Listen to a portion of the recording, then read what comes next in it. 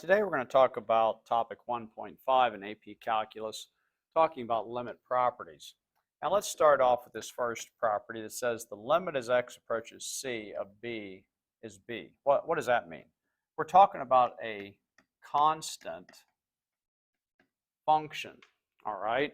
And if we're talking about a constant function, if it's a constant function, like this example that we have here, it is always going to be the same value. So if we're talking about 7, it's always 7.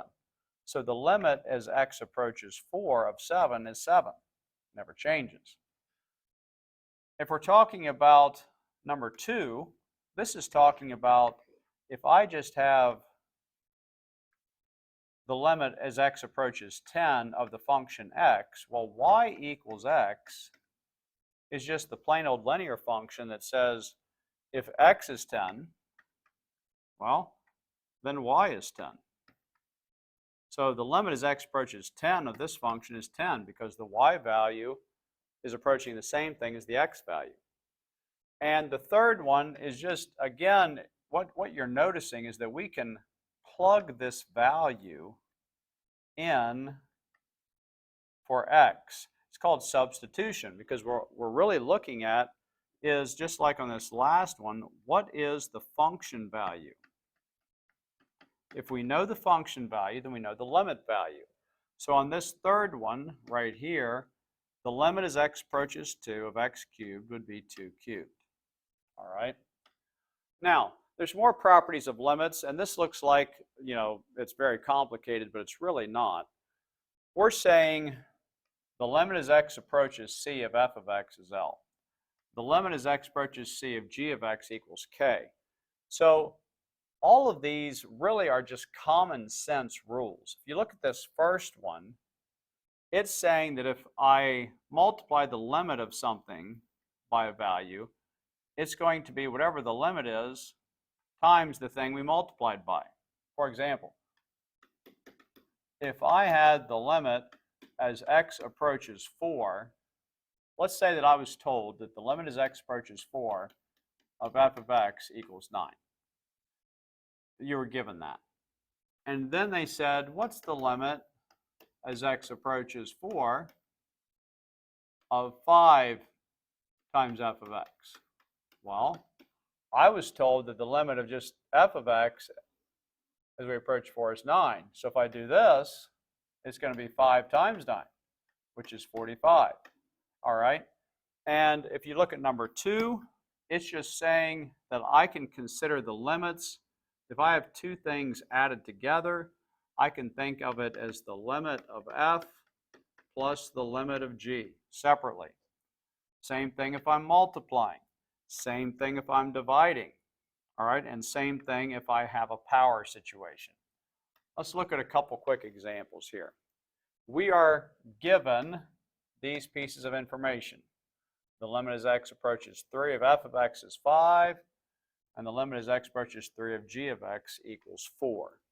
So if you look at the first example, the limit, what's the limit as x approaches 3 of 7 times f of x? Well, I know the limit of f of x is just 5. So this is going to be 7 times 5 for 35. All right, just multiplying it by 7.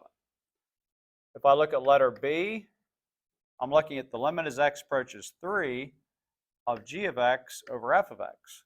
Well, I'm given both of those pieces of information right here. So the limit as x approaches 3 of g of x is 4. For f of x, it's 5 minus the limit as x approaches 3 of x squared. Well, I can just plug the 3 in there. We've talked about that, function values. So that would be minus 3 squared plus 5.